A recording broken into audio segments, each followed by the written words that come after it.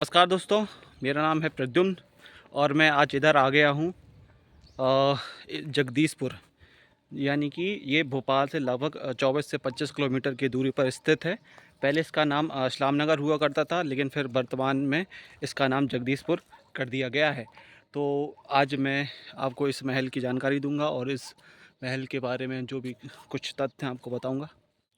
तो यह जो इस्लाम नगर यानी कि जगदीशपुर है, यह भोपाल जो भी रियासत थी उसके मुसलमान जो भी रियासत स्थापित हुई उसकी यह प्रारंभिक राजधानी में से एक थी। तो आज हम वहीं पर आए हैं। तो जैसे कि आप लोगों को पता ही होगा कि भोपाल रियासत के अंतिम नवाब हमीदुल्लाह खां थे। तो उन्हीं के जो पूर्वज थे उन्होंने इस भोपाल रियासत की स्थापना करी थी। उससे पहले ये भोपाल राज्य वह जो भी गौड़ शासिका रानी कमलापति के अधीन था। ऐसा माना जाता है कि धोखे से दोस्त मोहम्मद खान ने रानी कमलापति से धोखा कर कर उनसे यह राज्य हथिया लिया था।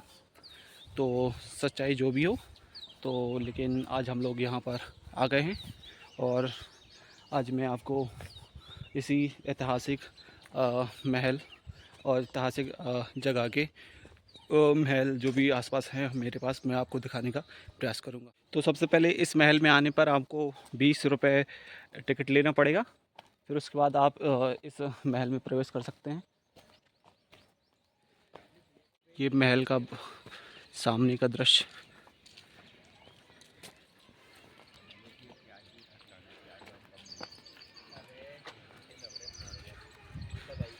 ये महल का सामने का दृश्य।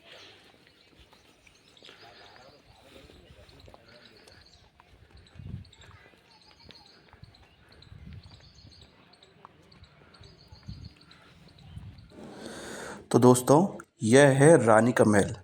दरअसल इस्लाम नगर फोर्ट में दो प्रमुख महल है। एक है चमन महल, दूसरा है रानी का महल। तो आइए सबसे पहले हम लोग रानी के महल में चलते हैं, फिर इसके बाद हम चलेंगे चमन महल में। तो ये रहा एक रानी का महल का विहंगम दृश्य। ये सामने आप देख सकते हैं, ये बढ़िया एक आर्चनुमा फ्लोरल संरचना। ये आप देखिए, ये बढ़िया। इसमें ये जो जालियाँ आप लगाई गई हैं, ये अभी जो वर्तमान में इसको पुनर्निर्मित किया गया, इसका रेस्टोरेशन किया गया, तब ये जालियाँ लगाई गई थी। ये आप देख सकते हैं, ये पूरे महल का एक आंगन है और यहाँ पर कुछ हमें जो हिंदू शैली के स्थापत कला है उसके भी निशान अपन को देखने को, आप देख रहे होंगे कि यहाँ पर चक्रनुमा अपन को संरचना देखने को मिल रही है यहाँ पर भी। तो ये हमको बतलाती है कि इसमें इंडो इस्लामिक शैली का प्रयोग किया गया था इस महल के निर्माण में। ये आर्च है। यहाँ पर तत्कालीन समय में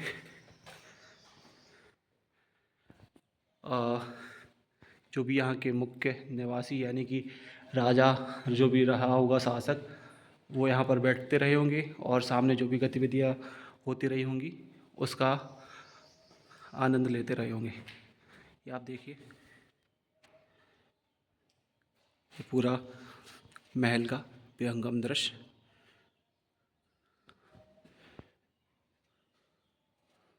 हम इस महल के भीतरी कक्ष पर जा रहे हैं।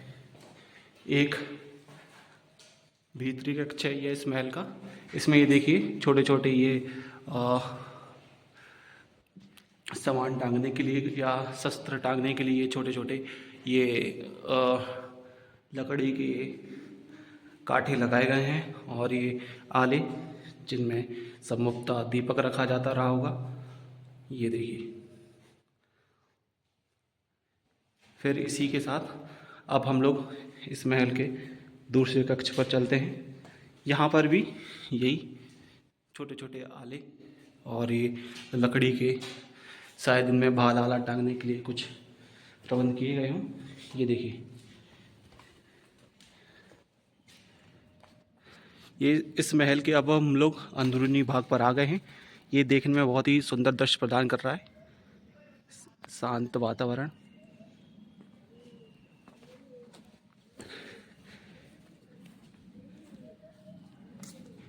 एक ये बारामदा टाइप का बना हुआ है, इसमें भी वही इंडो इस्लामिक आर्किटेक्चर का प्रयोग किया गया है। छोटे छोटे चक्र बनाए गए हैं बीच में, और फिर छोटे छोटे फ्लोरल डिज़ाइन भी अपन को देखने को मिल रही है। अब अपन इस के अंदर चलेंगे। ये इस कक्ष में जाने की सीढ़ियाँ हैं।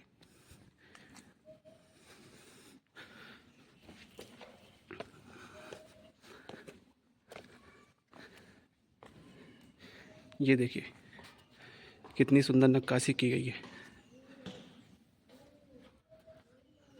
ये फूलों की डिज़ाइन आप देखिए, नक्काशी।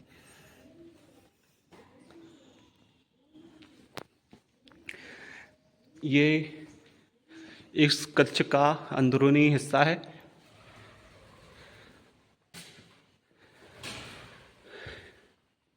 यहाँ पर शायद तत्कालीन जो भी राजा रहे होंगे यहाँ पर बैठते रहे होंगे और अपनी जो भी सभाएं रहे होंगी वो करते होंगे। यहाँ पर भी अपन देखिए दिए रखने के लिए आले छोटे छोटे बनाए गए हैं। तमाम जगह पर ये आले अपन को देखने को मिलते हैं।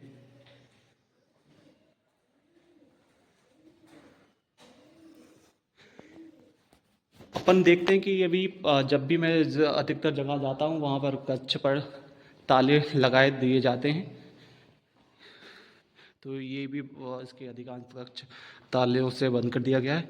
ये बहुत ही शानदार संरचना, ये आप देखिए। तो यहाँ पर जो भी शासक रहे होंगे इसके, वहाँ यहाँ बैठते रहे होंगे और जो भी अपनी रियासत के तमाम पहलू हैं उनको सुलझाते रहे होंगे। ये देखिए, ये प्योर राजपूतानी स्टाइल एक अपन को झरोखा टाइप को देखने को मिलता है। ये यहाँ पर भी देखिए,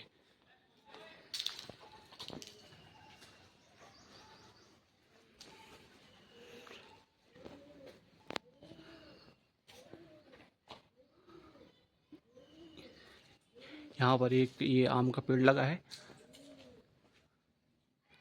एक और शानदार कक्ष है।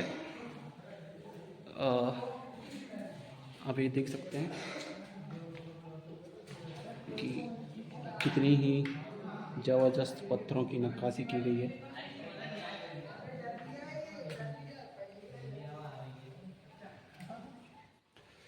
तो जैसा कि आप देख रहे होंगे कि यहाँ पर अधिकांश कमरों पर ताले पड़े हैं। तो चलते हैं आगे। बस वही यहाँ पे आप देख रहे होंगे ये आले और कुछ सामान टांगने के लिए, चाहे वो भाले हो सकते थे, चाहे वो तलवार हो सकते थे, उनके लिए जगह बना गई है।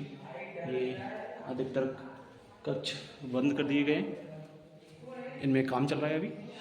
तो ये को लेकर आया हूँ। इस कक्ष की विशेषता यह है कि इस कक्ष के नीचे साइड भी कुछ अपन को खाली जगह मिलती है। ऐसा लगता है कि यहाँ पर कुछ सामान रखा जाता रहा होगा। यहाँ पर अपन को देखने को मिल रहा है कि यहाँ पर कुंडी लगाने के लिए भी एक स्थान है। तो इससे पता चलता है कि यहाँ पर एक छोटा सा दरवाज़ा रहा होगा, लेकिन अभी अपन देख सकते हैं कि यहाँ पर दरवाज़ा नहीं है, यहाँ पर सिर्फ कुंडी बस है। तो ये तमाम इस कक्ष में, इस कक्ष की विशेषता यही है कि यहाँ पर छोटे छोटे कुछ कक्ष से है जहाँ पर एक कुछ विशेष सामान रखा जाता रहा होगा। इस कक्ष का मैं आपको एक 360 व्यू दे देता हूँ। ये पूरा देखिए,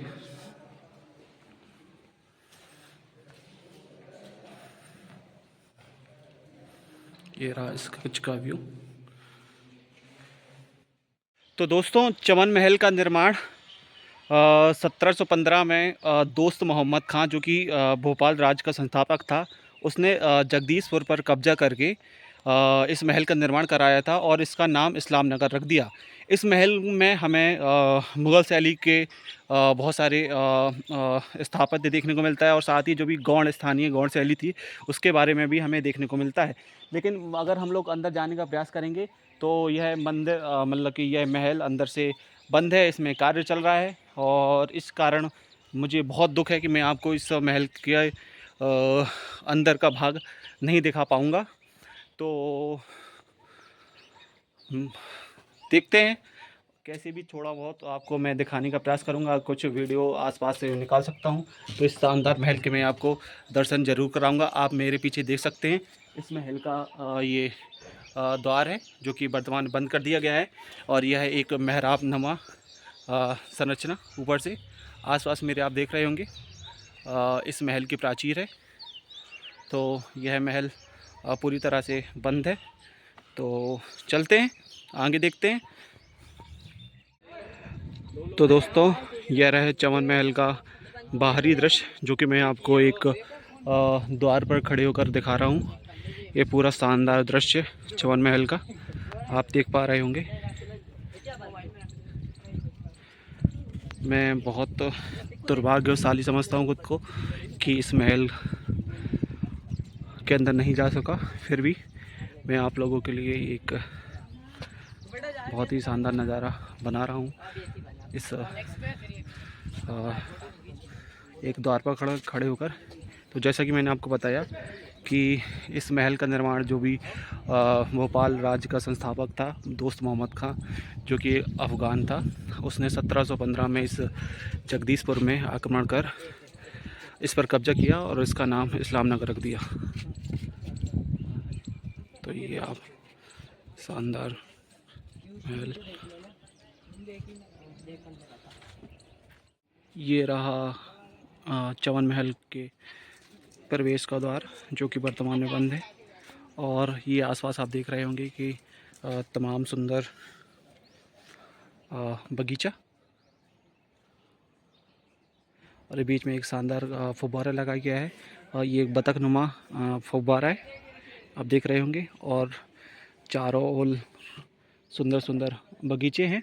चमन महल का मतलब ही होता है कि गार्डन पैलेस। तो ये पूरा शानदार पैलेस जो वर्तमान में बंद है, और फिर भी मैं आपको दिखाने का प्रयास कर रहा हूँ।